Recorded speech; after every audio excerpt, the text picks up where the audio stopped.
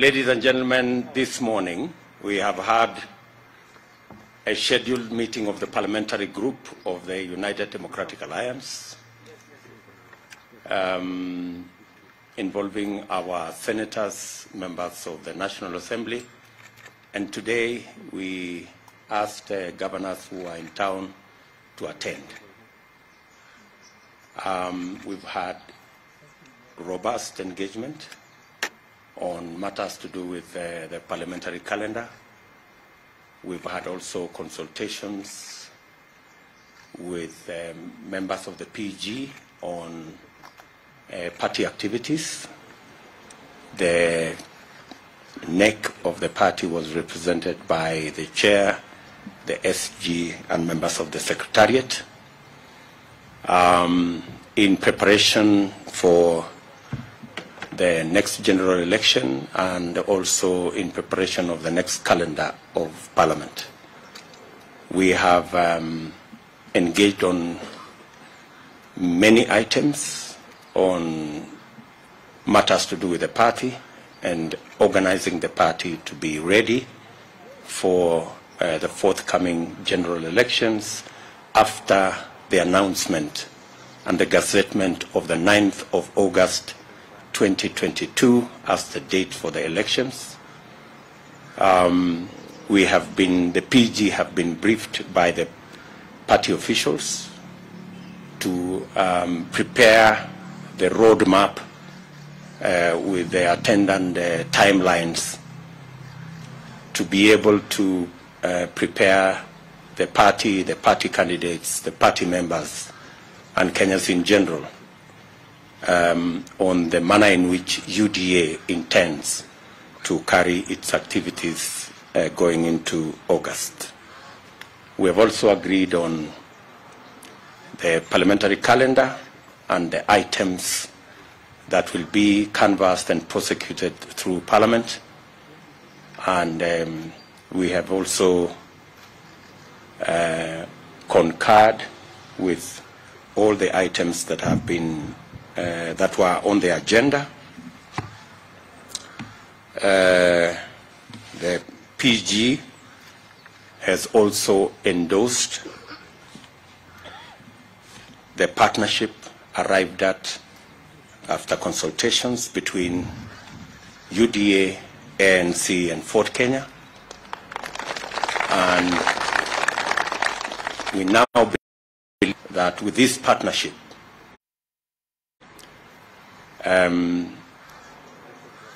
the country has been given direction on the next general election.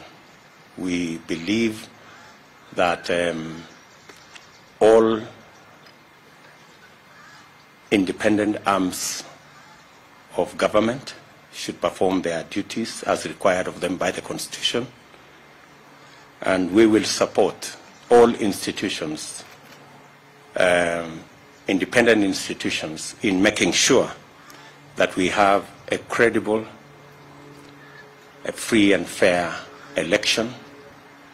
We have taken a very firm position against violence, and the party's position to its members, to all our candidates, is that violence must never be part of the equation as we canvass for votes going into this election. We expect the IG and all the other institutions of government to ensure that notorious participants of elections that have a track record of violence are stopped from continuously injecting violence into our election equation. We want a firm commitment from all candidates that they will publicly disown violence. We want to challenge every presidential candidate, especially the presidential candidate of ODM, to clearly, firmly, unequivocally renounce violence. he has had the excuse of trying to explain away instances of violence perpetrated under his watch. As a party, we are making an unequivocal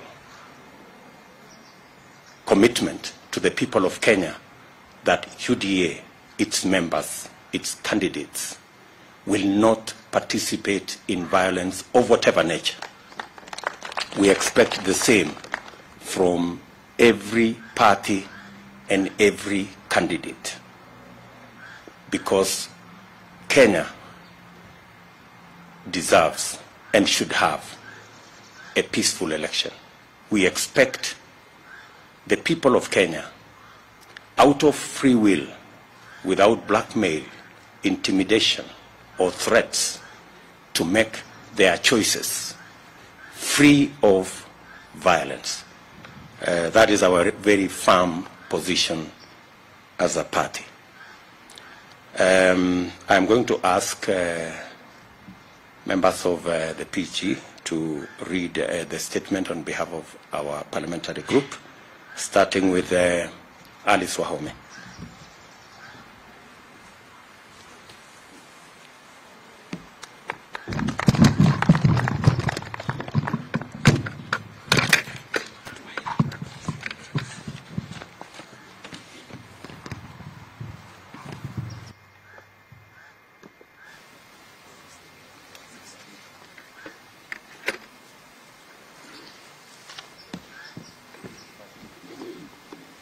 Thank you. Good afternoon.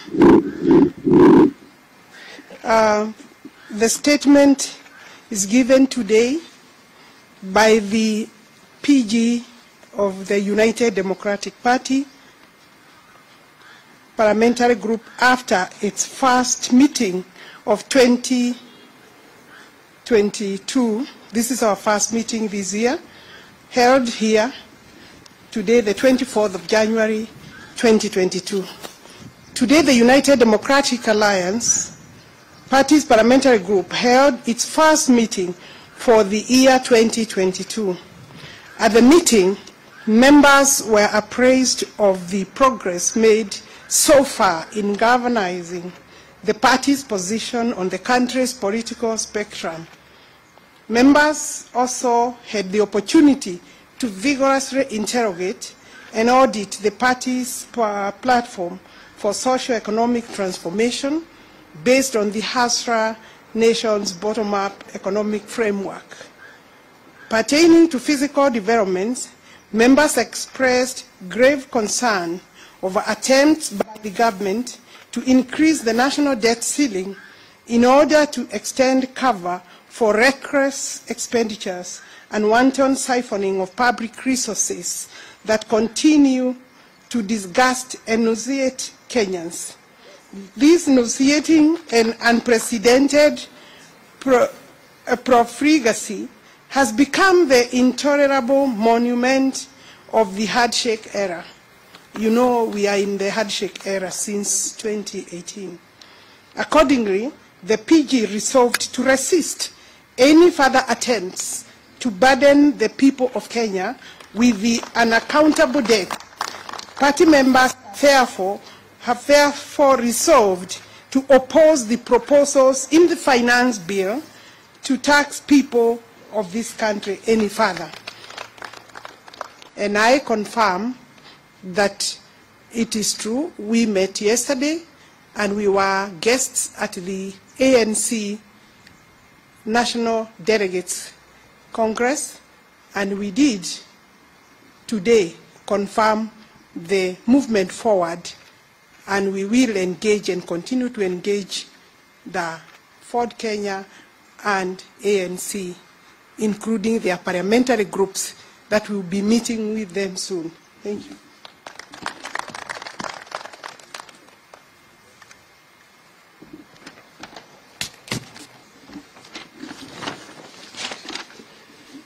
The UDA Parliamentary Group meeting exhaustively deliberated on the following agendas, which are part of the parliamentary calendar, and it is last few months. One, the Political Parties Bill, the Anticipated Election Laws Amendment Bill, the Huduma Bill, the Finance Bill 2022, the Budget Policy Statement 2022, the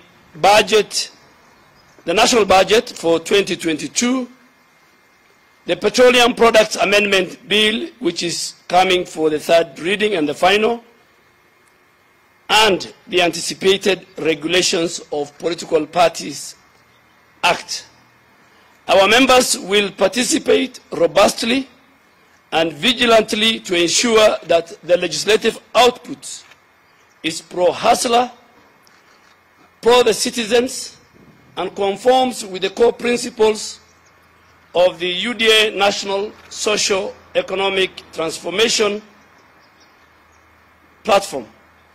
We are fully cognizant of the ongoing drought affecting various parts of our country, and we must give this matter serious attention because drought occasions tremendous human suffering and inflicts devastating losses to pastoralists, farmers, and all people whose livelihoods depend on the agriculture sector, the livestock and beekeeping value chain system.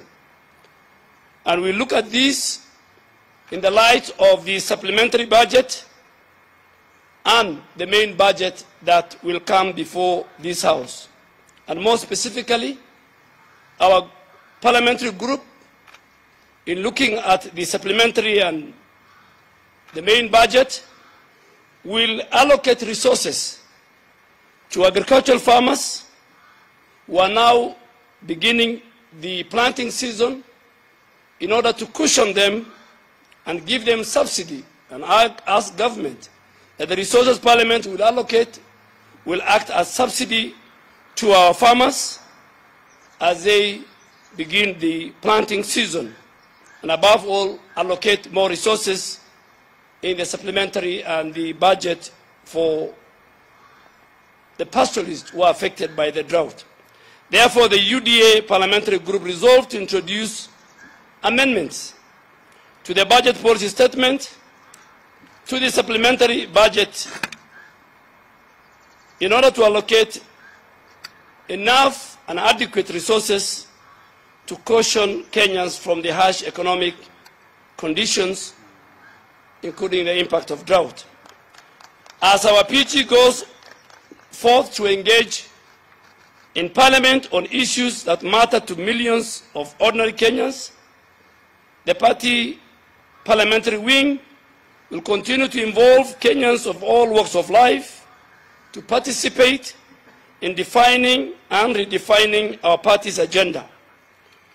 And this involves wananchi from all levels are invited, and from all wards to all our counties, to join us and contribute to consultations that will discuss the economy of our country, how to revamp the economy under our leadership, that will be conducted in all the 47 counties, that will be led by our economic team, working with our Secretary General at the party level. And this is what will produce the party's campaign manifesto at all levels, so that each and every Kenyan in every part of our country will have a role to participate in the development of the UDA manifesto.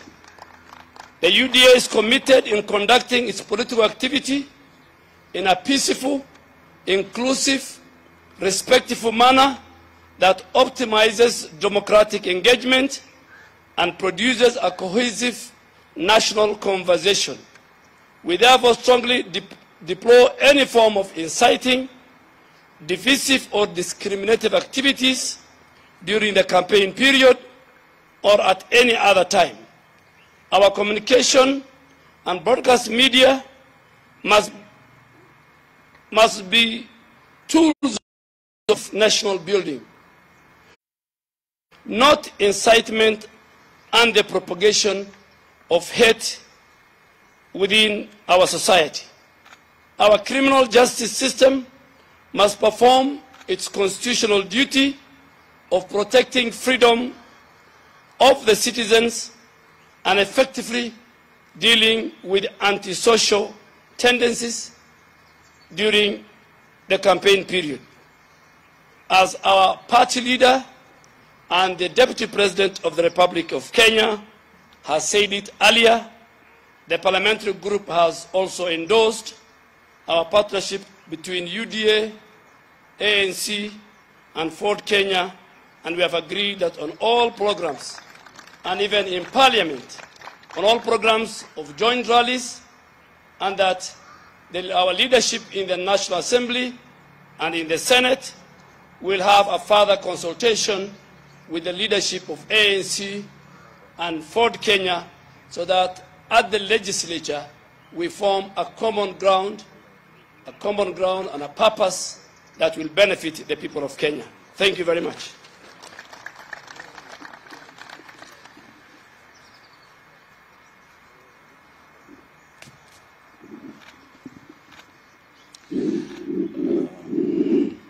Wanahabari,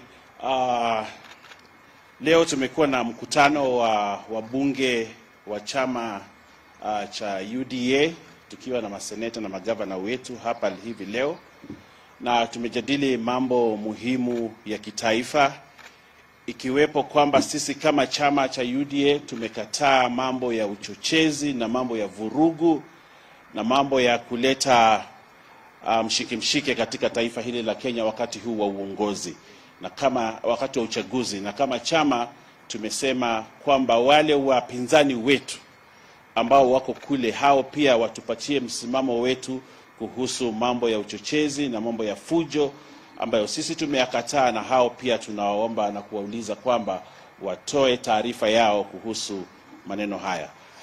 Pili, kwamba mkutano huu tumekubaliana kuhusu ile miswada na mijadala na sheria ambazo zinakuja katika bunge, kwamba sisi kama UDA tutasimama kidete na watu wetu na wabunge wetu watakuwa bunge kujadili na kuhakikisha kwamba sheria ambazo zinapitishwa, ikiwamo bajeti ambayo inakuja na ile pesa ambayo itafadhili bajeti, kwamba sisi tutasimama kwamba miswada yote ambayo itapitishwa pale isimame na Wakenya wale wa kawaida, kwamba zile pesa ambazo zitatengewa zitengewe watu ambao kwa sasa wanapata shida na uchumi huu wetu, wale wananchi wetu wa kawaida. Na pia tunasema kwamba katika mambo ya agriculture na ile budget statement ambayo itakuja, sisi kama wana UDA tutasimama na wakulima, na tunasema kwamba vile bei ya mbolea imefika takriban shilingi 6,000, sisi kama UDA tutajaribu kusukuma na tutasukuma kwa nguvu tuiteremshe mpaka ifike 2,500, ili wakulima wetu ambao wanategemea, wananchi wetu wanategemea ukulima, na wakati huu wa ukulima, season ya ukulima na mfumo wa ukulima unaanza, ili waweze kupata nafuu na wapate mazao ambayo pia wanaweza kuuza kwa bei nzuri wakiwa katika huko mashinani. Na pia tunataka kusema kwamba, na hii ndio maneno tumesema katika PG, kwamba uchaguzi unaokuja tunauliza Wakenya wawe na amani, wawe na uwiano, lakini wachague viongozi ambao watapeleka gurudumu la taifa la Kenya mbele, na kuangalia kwamba wetu, kusisitiza kwamba uchumi wetu ndio kipaumbele wa timu yetu hii ya UDA, kwamba tutaangalia kila njia ili kila Mkenya aweze kufaidika katika serikali ambayo inakuja. Baadhi ya sheria ambazo zitakuja ni ile political parties bill.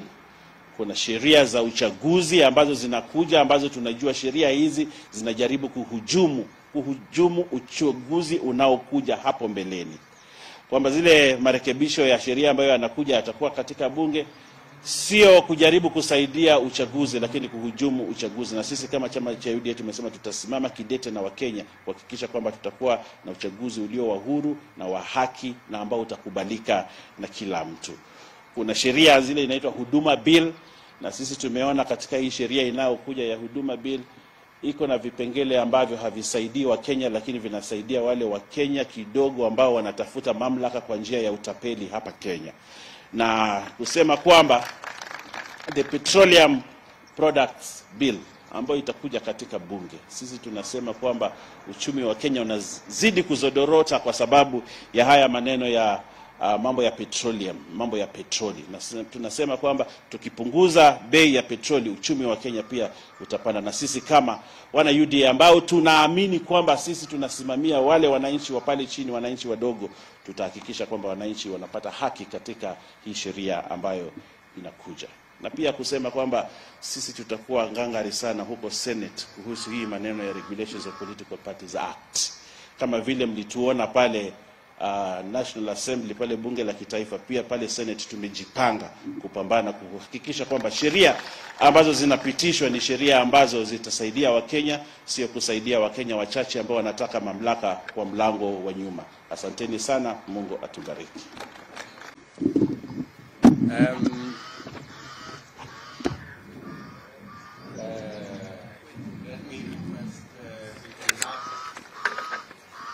One or two questions just to clarify on the subject matter that has been discussed in the PG. So, yes, Mr. Mureithi or Amaneto Naniwinjama. Good afternoon, Deputy President. Good afternoon. Three questions. One question at a time. If you would probably provide some of the details of this relationship that you formed with the Amani National Congress and for Kenya, and what numbers are you looking at with regards to parliamentary strength, now that most of the talk that is here is with regards to the strength and pushing the agenda that is Hasla driven. And Samagina from Citizen TV. Mine is really emphasis of the first question. The nitty-gritties in the partnership deal with the ANC for Kenya, and then also when it comes down to probably the nominations, how are you going to engage with these two parties? Thank you very much. As you can see, we do not have the other members of our now enlarged team, ANC and Ford Kenya, in our midst. So we will not be in a position to discuss details. We, however, want to tell you and tell the country that if you followed the statement of our friend Musalia Mudavadi, it was about the country, the status of the country, the status of the economy, matters impunity, matters that touch on democracy, matters to do with debt. Those are the issues at the heart of our conversation with our partners in ANC and Ford Kenya. They are the priority discussions that we are having on how do we get this country from where it is, because something urgent, something major has to be done, and that is the discussion we are having. The rest of the details of our relationship will be in subsequent documents. Any relationship between parties will be filed with the registrar of political parties at an appropriate moment. So you might have just to wait a bit for you to get those details, and they will be public. They will not be. They will be very public documents. So you don't have to worry and try and fish around for those details. On the other matter, that on matters to do with Parliament, we are having our parliamentary group meeting today. Our friends will be having, I think, theirs tomorrow or the day after. And we will then subsequently agree on how we are going to conduct parliamentary business and what kind of format we are going to adopt in making sure that we prosecute that parliamentary business jointly and in a coordinated manner. As you heard us announce yesterday, we have already agreed on a series of rallies Wednesday through Saturday, and you will of us in the coming days. So relax. Any other questions? Yes, my good friend. That should be the last one. James Mbaka from this town. About two questions. One, do you take responsibility for forming a coalition? What makes ANC or for the Kenya rather getting a preferential treatment in your arrangement and in pushing towards the general election? This is about the political parties and bill that is in Parliament. Your new partners have had different fair difference to how coalition political parties should approach elections. Now with the coming in on board for the ANC, are you going to see that really rather issues of it Thank you so much. UDA continues to believe that the way to eliminate ethnicity from our politics is to work on a national political party.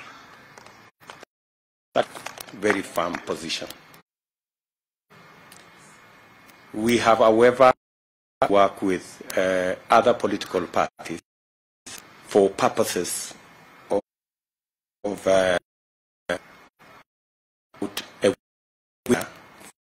for elections, especially in the face of the onslaught by those who are ethnic parties. We've seen a proliferation of political parties sponsored purposely for purposes of dividing people and working on dividing our bases. And Fort Kenya have suffered the same fate. ANC have suffered the same fate.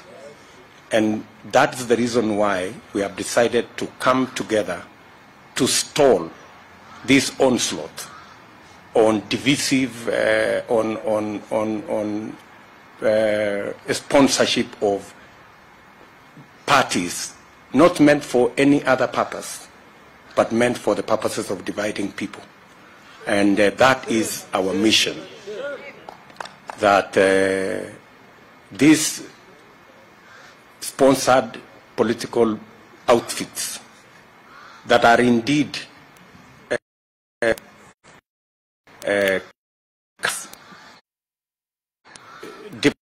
parties, but they are actually ODM outfits, because our competitors cannot face the electorate because of their bad history. So in certain areas, they camouflage themselves as for that party or something called Kuzimia, you know. I mean, who doesn't know that this whole charade around Kuzimia is just ODM trying to reincarnate itself and to pose as something different from what the people of Kenya know them to be. And that is our very firm position. And we have agreed with our partners, ANC and Fort Kenya, that our mission is, as opposed to what our competitors are doing to create divisions. Our mission is to unite the country. And so we are pursuing that mission. I thought we have closed that chapter. Thank you very much, good people. There is always another time.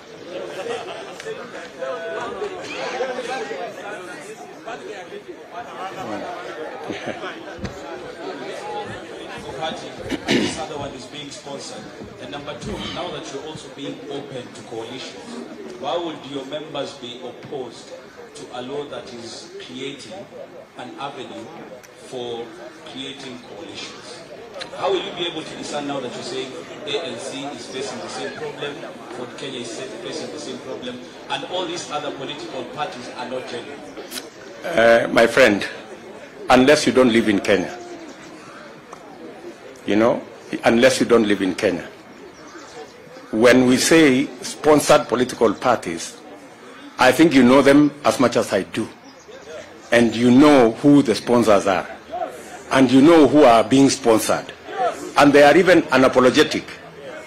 They say, we are this and this political party, but we support this group. Because those are their sponsors. These are not parties that have been formed for purposes of winning any election. These are parties that have been formed to camouflage, the ugly past of some parties, so that they look different from who Kenyans know them to be. That's really the whole issue. By the way, our position on the political parties bill is very clear.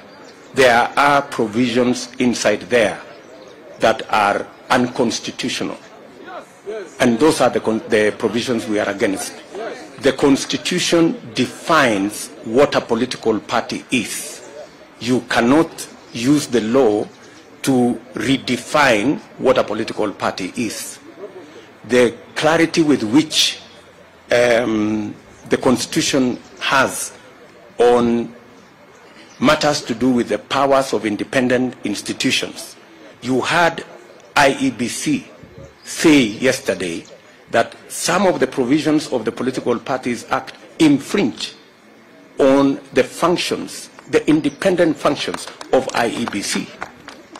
And I'm sure that even if this law is forced through, Kenyans will stand up to it and challenge it in the right places so that the Constitution is upheld and a free, fair, democratic elections are held. Thank you very much, good people. Asanteni sana.